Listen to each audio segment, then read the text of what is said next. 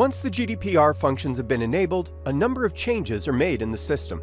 The most obvious thing you'll notice are the orange-colored name links, which indicate the records for which you do not have consent on file.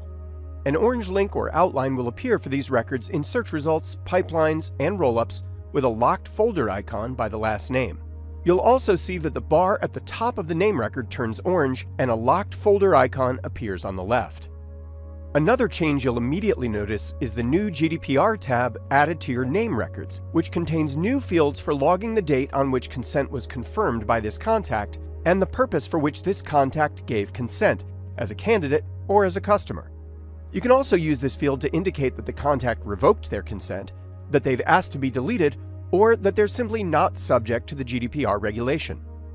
If you want to move these fields from the GDPR tab to your main record layout or some other tab, you can use the Configure option to do so just as you would with any other fields.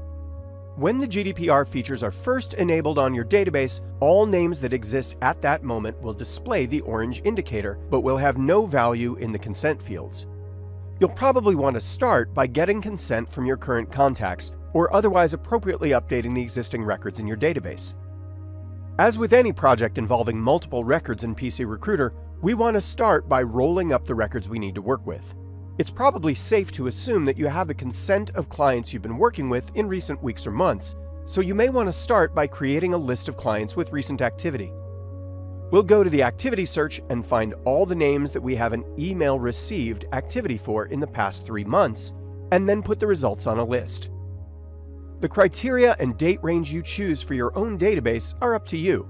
For example, you may want to filter by phone activities or choose a longer or shorter time range, and so on. Now that we have all the recently touched names on a list, let's cut it down to just the clients. We'll open the list and use the filter action. In this database, the client contacts all have manager, hiring authority, or employee status, so we'll search the list for names that do not match those statuses, and then we'll remove the resulting records from the list.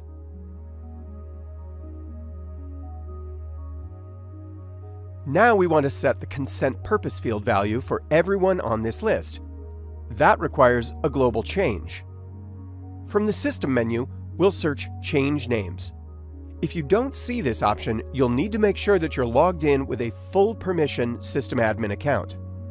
We'll select EUC Consent Purpose as the field name and limit to the rollup of clients we just created. Then, we'll set the new value to Customer and run it. Now, the records are updated. Looking at one of these records, we'll see that the orange indicator is gone, and the date and purpose have been filled in on the GDPR Data tab. PCR has also written a new consent activity on this name, and we can also see an entry in the new Consent Log panel, which appears in the navigation bar. You can use this same search, rollup, and global change process to apply consent values to your current candidates or any other records you're already sure you have consent from. The next bit of cleanup is to get consent from the rest of the contacts we have in the system by sending them a consent request email. When you enable the GDPR features, PCR automatically generates a GDPR folder in the name form letters area and a few boilerplate consent form letters. You'll want to adjust these letters to suit your own wording and company requirements before using them. The key items in these letters are the GDPR merge tags, which turn into links that the recipient can click to set their own consent purpose field. You'll also find these tags in the Insert Fields button, so you can insert them into any other letters you need to. Let's do a quick refresher on sending this email to the candidates. We're going to do this using the Email Campaign feature, which is an upgraded mass email tool now available in PC Recruiter. Ask your main sequence sales contact for details. We'll start from the list of names that we plan to send the letter to, select the records, and then open the letter option. We'll give the campaign a name and put it into a category for later reporting. Now we'll pick our letter and the email alias we plan to send it from. Finally, we'll use the preview button to make sure things look okay, and then hit Send to queue the letter for immediate delivery. There's no need to leave the window open once the campaign is in the queue, so let's go and review other ways in which consent can be collected and logged. Thus far, we've been talking about how to manage your existing data, but you'll also need to have consent on file for every contact you add to the system going forward as well. All new names that you add, whether that's by parsing a resume, using the PCR Capture browser plugin, or importing a list, will start off in the awaiting consent status. Furthermore, unlike records that existed before turning on the GDPR features, newly added names will be automatically opted out of any bulk email or SMS messages. A new part of your process will be to send one of your consent form letters to each name you enter so that they can confirm their status. The only contacts that you won't have to send that consent mail to will be job applicants from the PC Recruiter job board. Turning on the GDPR feature adds a new screen with a configurable statement and a checkbox that must be clicked before proceeding with the application process. This will automatically add a consent log to their record. Candidates that come in via third-party integrations or external job boards without visiting PC Recruiter's own screens will still need to be handled separately. Inevitably, you will have contacts in the database who do not consent or who simply remain unresponsive to your requests for consent. You may also have some contacts who ask you to provide a copy of the data you're keeping in regards to them. There are new tools available for identifying and handling these records. In the Action menu on every name record, full permission users will find new options to forget or download the record. The Download Data option presents a checklist of the various areas of the record that you may want to export data from. The selected items will be exported into CSV files. If you opt to download any attachments, they will be compiled into a single zip file. The Forget option relegates the record to the Forget bin, a new section located under the system's data management area. Records which have been forgotten, unlike those which go to the recycle bin, are permanently and irretrievably gone from the database.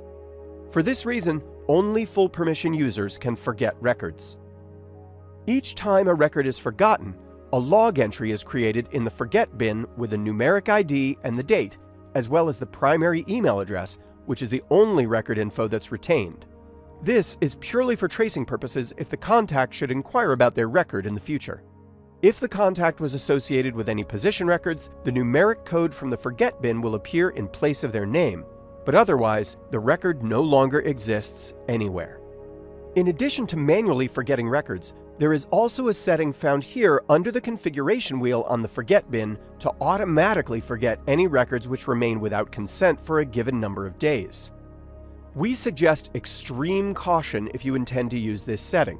Remember that once a record is forgotten, there is no getting it back. More likely, you'll want to do a periodic sweep of inactive records, roll them up, and decide how to handle them.